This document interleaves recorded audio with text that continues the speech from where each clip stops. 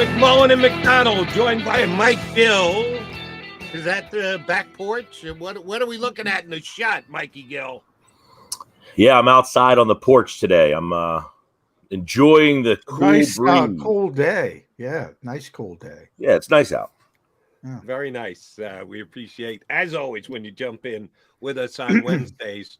John and I were just kicking back and forth what the Eagles are doing this week. Signing undrafted free agents, putting time in with these guys to try and get them ready for the upcoming season. What's the most important thing the Eagles have to do this offseason that they haven't yet done, Mike Gill? Well, I think Howie Roseman said it, we're not done. Everybody thinks this is the product that is taking you to September 10th to New England. The 53 guys are in this group.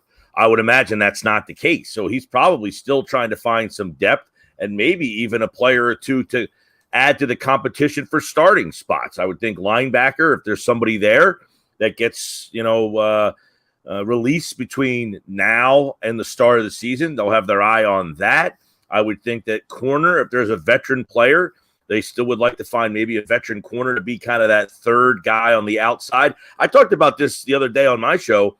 If Devonta Smith or A.J. Brown end up getting hurt, I guess Quez Watkins can move to the outside, but they don't have a lot of depth, veteran depth at the wide receiver position. If there was an injury, I think we look at things so many times as, hey, look, the Mets have a really good starting nine and a pitching staff. Well, when two of your pitchers get hurt, now what do you have? Not much. I think the Eagles have a couple areas where, starting-wise, A.J. Brown, Devonta Smith, we got great receivers. They made it through the season last year healthy. What happens if somebody has to miss a hamstring 4, 5, 6 weeks? Then what do you do? So between now and then, the finishing touches, I don't think are close. I think you're still trying to find the dot for the I, the cross for the T, the period at the end of the sentence before you get ready for this season. Yeah, it's interesting. You bring up wide receiver, Mike. You're right. There's not a ton of depth, but the starters are tremendous in A.J. Brown, Devonta Smith. I think we're all on board. This is a pretty good football team.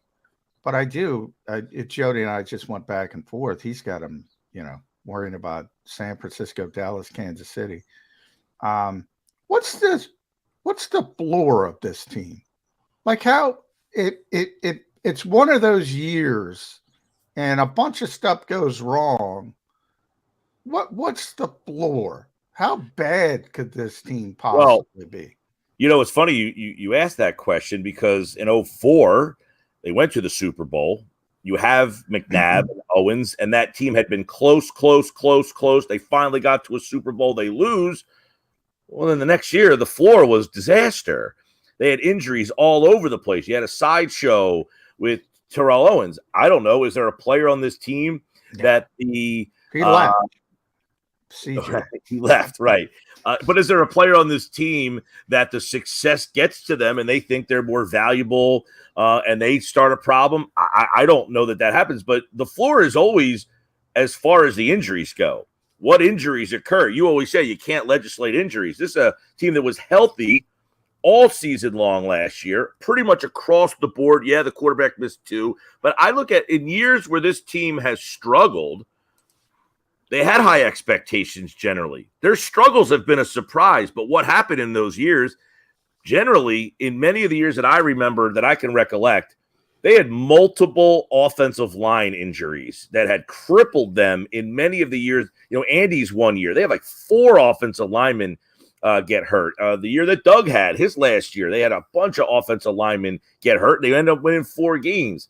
So, if you lost, and look, their offensive line depth is not the same as it's been the last 2 years, but part of the reason why their offensive line depth was good the last 2 years is because they had so many injuries, and those guys had to play. So Jack Driscoll got reps. Nate Herbig, I know he's not here anymore, but he played a lot. Big V played a lot because there were so many injuries that they had to play, and those guys parlayed them into big contracts. So the floor is always injury related. I think if the team's healthy, you're looking at probably a team. Okay, worst case scenario, if they're healthy all the way through, they got a tough schedule, they play a lot of close games, maybe they win 9 games instead of. Wow, that would be disastrous for me. Yeah. If you're talking about not injury related, not one of the 2 wide receivers, not the quarterback going down, and they only won 9 games, I think Nick Sirianni's job would be on the line. Possible. I mean, he's the Now, longest Will tenured coach in this Brinson had town. him at 10. I'm trying to get Will on the show. I mentioned that he from CBS. He had him at 10 wins, 10-7. Now, I had him at 12. I think they're a really good team. But I got to be honest with you. I could see 10 wins if things go poorly. We talked about this yesterday. There's a good scenario where this team is more talented but doesn't have as many wins. I mean, the schedule is clearly more difficult. Last year, I'm sure you guys dealt with it. I know when I was on, you get the comments all the time. They haven't played anybody. They haven't beaten anybody. Who have they played? They haven't beaten anybody. Well, the whole league was mediocre. There was nobody to play last year. Now, they've got some of those upper echelon. The 4 or 5 good teams, they've got them on the schedule. Kansas City, Buffalo, San Francisco, Dallas. And you're playing them in a stretch back to back to back to back to back. They have a stretch of 7 straight playoff teams from a year ago at the end of the season. Maybe you go 500 in those games. Who knows what the injury situation is at that part. But the schedule is definitely, for those people last year, so they didn't play anybody. Well, there's nobody to play except for, I don't know, if you played last year, Kansas City, Buffalo, Cincinnati wasn't even all that good until late in the year. They got better. There were a lot of high-profile teams. Now, we enter this year thinking that the higher echelon teams are going to be better and that you have them on your schedule this year. And, oh, by the way, people dismiss Minnesota, but Minnesota won 13 games last year. And I know they did it in a funky way by sneaking victories. And when they lost, they got run off the field. There's never been an equivalent type season. But if you're just looking at record, 13-4 is 13-4. And the Eagles did stick one of those 4 losses on them. And they're on the schedule this year as well. Again. But again, in a advantageous spot for the Eagles on a Thursday night in their house. They should be able to take care of it. And the Phillies so gracefully moved their game that day off the schedule. The NFL said, hey, the Phillies play a Thursday afternoon game. Who cares? They'll get out of there. Get the hell out of our way. Unbelievable. Unbelievable. What a great story. And it was a game against the Braves, too. It wasn't like they were playing the Colorado Rockies, the team that nobody cares, or an interleague game against the Guardians. No, it's a Braves, top rival. I think, one down. I think the only person that could stop the NFL is Taylor Swift. She might be able to stop them. That's about it. No. You didn't pick up on that this weekend. The NFL benefited from it, because people were going out to buy DeAndre Swift's jersey because they wanted an Eagles jersey with Swift on the back. Oh, yeah. So DeAndre's jersey sales couldn't be had in the shops around here in Philadelphia. Everybody wanted that to wear to the concert this past weekend.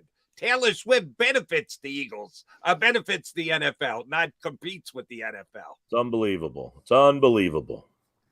Kind of ridiculous. All right. So you said Howie Roseman on the lookout for things during the offseason to try and upgrade and give themselves more balance coming into the season.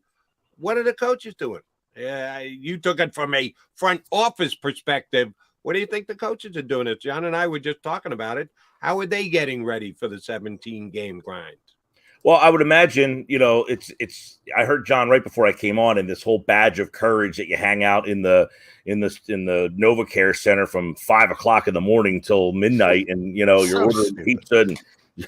But is that, by the way, is that changing? Is that something that is not happening as much anymore? That these guys are just living their lives in these places? But I would imagine they're going over a lot of film, a lot of tape, going through plays, designing stuff, going through the talent that they have, trying to fit.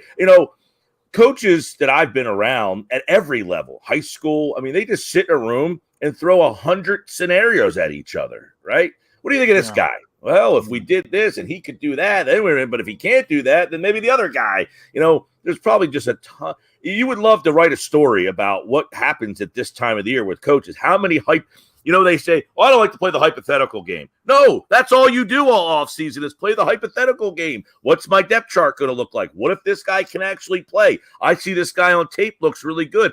I always say, people say these mini camps, they don't mean a whole heck of a lot, and maybe they don't. But if you're a young player, you could certainly, I think anyway, do something to stand out to where the coach says, you know what? I want to watch that guy more when we get to training camp. Yeah, so Charleston Rambo, baby. You can put yourself in a position to where, hey, that guy stood out a little bit.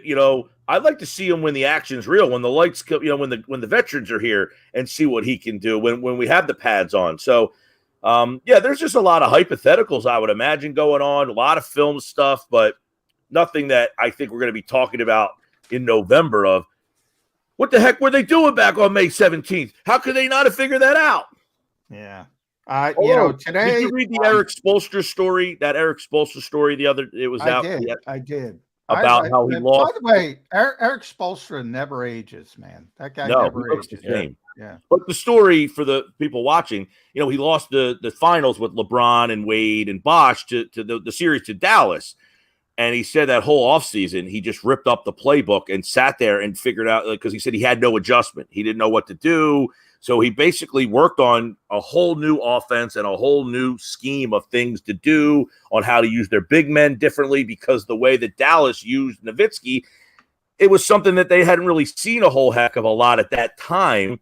And he didn't have that in his repertoire. And he said his lack of adjustment, he felt, cost them that series. So you look at stuff that maybe the Eagles did wrong last year, and maybe that's stuff that they're using this time to find things to do that beat them last year. Yeah, I covered that finals, by the way.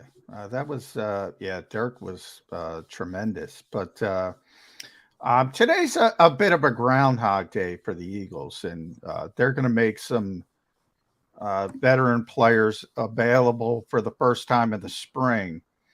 And I've been going through these for years, and it's always, Jason Kelsey, Fletcher Cox, Lane Johnson, Brandon Graham, or they're going to be a mix of those guys. Maybe Slay jumps into it now, but those four specific guys.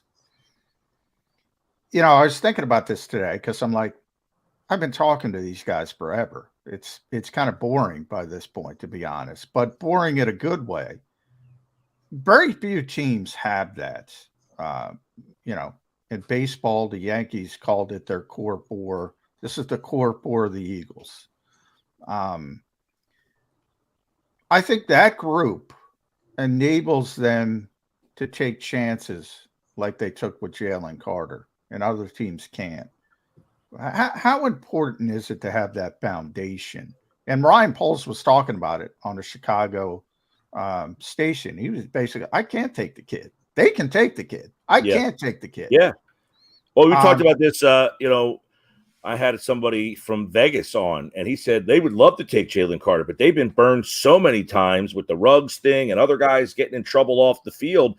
I talk about that a lot with many of the Philadelphia teams. Like, all of them seem to not have a lot of off-the-field drama. But the Eagles at the top of that list of, I think somebody brought up Josh Huff. Josh Huff, yeah. That he did something speeding with a gun or something. Yeah, he had a gun in his car. Yeah. That's really the last time that I remember an Eagles player that had some sort of off-the-field incident that made the media and made the news. I think having those guys around, and look, it has to probably do with the way they run things, and they probably do some things, before, when these kids get there, that they feel more comfortable. That maybe some of these, that was another thing with Spoelstra in that article. That's a really good article, by the way.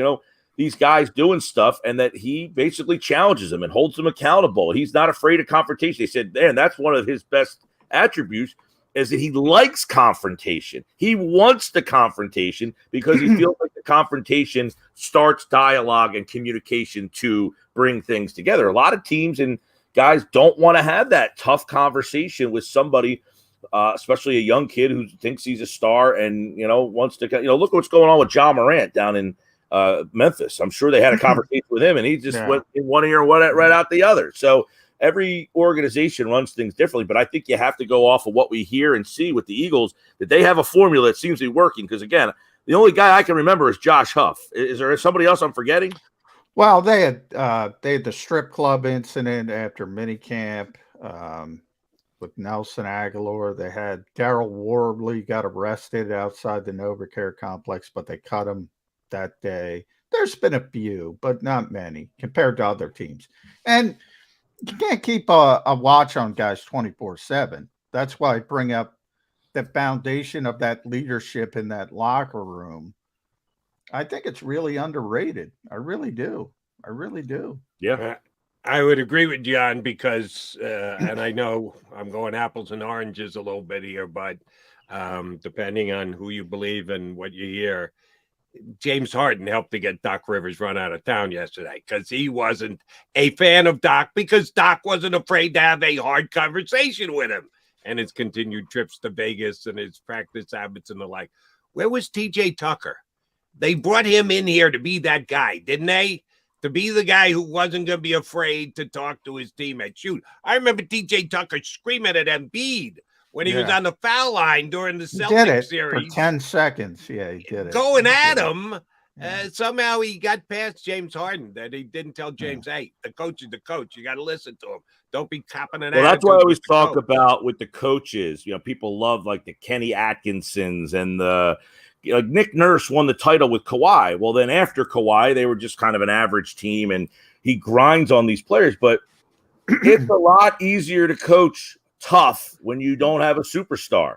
You can grind on guys when you don't have a superstar. When you get that superstar and you try to grind on them, it's a little bit of a different, how does Kenny Atkinson do when he's got Kevin Durant as opposed to, I don't even remember, Spencer Dinwiddie, I think was his best player at that time. Yeah. So you can grind on Spencer Dinwiddie.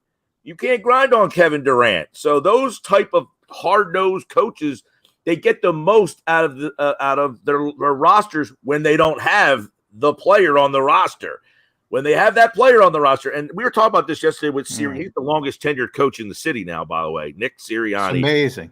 And you have to treat every guy a little bit different, and good cop, bad cop, and you have that coach. Different coaches have different relationships with different players. So Nick might say, hey, look, me and Fletcher, and I don't know about him and Fletcher, maybe not a great example, but just, hey, me and Fletcher, we don't have the greatest rapport. Maybe you need to go talk to him and let him know, hey, he was out too late the other night. Somebody brought it up to me, blah, blah, blah. Like, you have to be able to figure out those relationships with everybody. And maybe the Eagles do a good job of having guys who figure that kind of stuff out and kind of play that good. Well, I want to throw out to both you guys because, people seem to like when Jody and I argue. People liked when Mike and I argue. It's got to be me because people like when we go back and forth. You and I used to bang it out about the Sixers back in the day and Sam Hinkie, but I'm still getting people on me for that. With coaching, why? And you guys both take calls and text and things like that. Fans really want to blame coaches, and whether it's the Super Bowl or the Eastern Conference Final, man, yeah, it's great. I'm not saying coaches don't matter. They mean more in football probably than any other sport. Probably less in basketball. Not probably, definitely less. But it's always about the players at the end of the day. Is it just they don't want to blame the players, so they need the scapegoat? They need the Jeffrey Lurie scapegoat? What? Explain it to me. Explain the thought process. You can go first, Mike. Oh, I always deem, because this is a huge topic on my show, especially with the NBA. I'm not a big blame the guy in the NBA. It's a players' league. We know this. I remember one time I was talking to a scout at a game, and Mo Cheeks was the coach. I said, what do you think of Mo Cheeks? Because at the time, I'm like, this Mo Cheeks, he doesn't know what he's doing. He said, Mo Cheeks has a 35-win roster. He'll get you 35 wins. If he has a 55-win roster, he's going to get you 55 wins. So in other words, these coaches are really inconsequential. Like if Doc Rivers was horrible, they won 54 games. Does the next coach, does he have to win 65 games? Like, how much power and impact on a game does the coach have? Now, I agree. In football, they call every single play. They have a hand on every play call and everything. But the players still need to execute. The NBA, they're not stopping. This isn't high school basketball where they're calling every single play up and down the court. And I always deem the fans had a coach in their past that they didn't like playing for, who didn't give them the playing time they wanted, and they blamed that coach. And they're still doing it as adults. They're not holding themselves accountable. They hold the coach accountable for why they never played, and now they hold the coach accountable why the greatest players in the world are 0 for 7 from 3-point range. Can you imagine Doc Rivers was 0 for 7 from 3-point range in a game that he never stepped on the floor? All right. Similar answer from yours truly. Oh, by the way, the next coach has to win 8 playoff games, which would get him into the second round. He doesn't have to win 65 in the regular season compared to Doc's 54, but he's got to win at least 8 playoff games and get that one more game that gets him into the next round to be considered success. Here's my reasoning, John, and it may be out of left field. I think it's because John Q. Public sitting at home believes, yeah, I could coach the team. Yeah, I could sit on the sidelines. I could put on a Sixer hoodie and zip up and be able to coach the team. They're not going to try and kid themselves into the fact that they can go 1.5 feet above the rim and throw it down. They know that's impossible. But, yeah, I could do that. I can coach the team. I could motivate these guys, get inside their head, scream and yell. Yeah, I could do what Doc Rivers is doing. Why don't I make $8 million? They know they can't make the $40 million that Joel Embiid does because they can't do what Joel Embiid can do.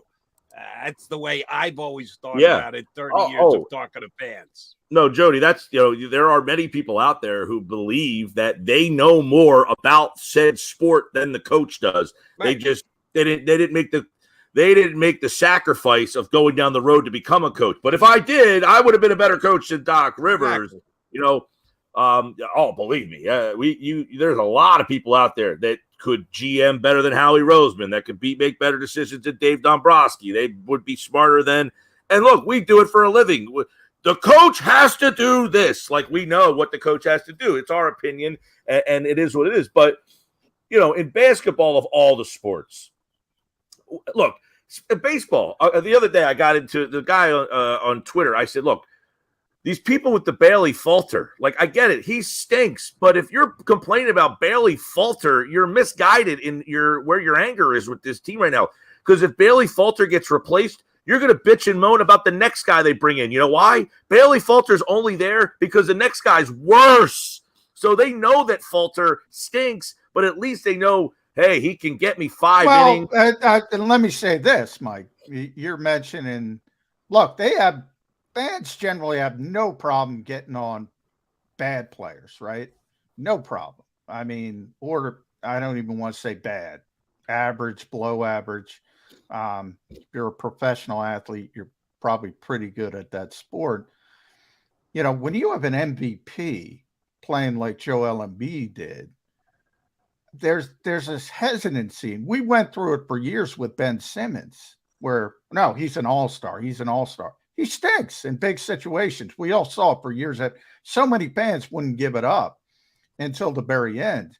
Now, Joel's not at that level. Joel's a very good player, extremely gifted, immensely talented. Look, he shit the bed. There's no harm in saying it. Joel's interesting because in Game 7 against the Hawks, he had like 35 points and 14 rebounds. I mean, he left it on the floor against the Hawks. Ben Simmons was horrendous in the game. Yeah. But Joel did show up in that Game 7.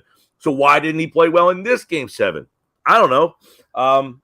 James Harden has played well in many games, but the closeout games, they play back. My only point is, and I go back to the Super Bowl as well. Look, people want to blame JG. They were the best of all the Fangio defensive schemes. I tell Jody this all the time. They were by far the best when it came to communication on the back end. By far the best. For 19 weeks. Slade, Bradbury, CJ, Marcus, tremendous communication. They shit the bed in the Super Bowl. They shit the bed. Did he all of a sudden tell them, hey, guys, don't communicate? Don't communicate at all. Blow coverages. Why can't fans blame good players? My question to both of you. Right, last night, did you watch? I don't know if you made it up for the end of the Laker game. Anthony Davis has 40. He's cooking. They're back in the game. The last 3 minutes of the game, he doesn't have a touch. And people say, well, the coach has to get him the ball. He's got to call for the – and the players, I mean, you ask former players, say, no, you're the player who's cooking. You need to demand the ball. I don't need a coach to tell me I need the ball. I'm Anthony frickin' Davis. Give me the ball. But he's not that type of player. So where does the coach get involved? And it's like I said the other day, you look at what happened with Joel Embiid and Harden in Game 7. You got to be glowing by the fact that, yes, the Eagles lost the game, but your guy was the best player on the field. So you don't have to worry down the road, how's this guy going to perform in that moment? Oh, Jalen Hurts has showed that moment's not too big for him, and that is a takeaway from this loss for the Sixers and the loss for the Eagles. And by the way, Bryce Harper as well did everything he could to try to help the Phillies win. So your stars on the Eagles and Phillies, you got questions about the Sixer guy in the big moment, but you shouldn't have questions about the guy who's under center for this team. And they ran Jonathan Gannon out of town, so we don't have to sweat that out. Yeah, I'm just kidding, John. I don't blame Gannon either. The players didn't communicate on those. And I would place more blame on the players than John Gannon. Look, agreed. They had 70 freaking sacks. They had 0 in the Super Bowl. Every player on that defense, pretty much, you go through the list, all had their best season of their careers last season playing for John Gannon. It's not a coincidence. That scheme worked for Hassan Reddick. It worked for Graham. It worked for Cox. It worked for Hargrave. It worked for Chauncey Gardner-Johnson. It worked for Slay. It worked for Bradbury. It worked for Edwards. It worked for Kaiser White. It worked for Epps.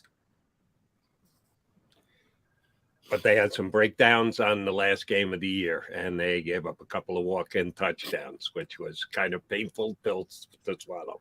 Mikey Gill, always a pleasure, buddy. Go out and then enjoy, since you're already outside, go out and get some sun while you're at it. Yeah, a little morning coffee on the porch, getting this day started. Very nice. He will be on this afternoon on 97.3 ESPN down the shore, hosting the Sports Bash. Mike Gill here with us on Birds 365. We'll get you up next Wednesday, Mike. Thanks. John McMullen, Jordan McDonald, you know what we got to do. Come back, put a bow on this show. Stay here. Do you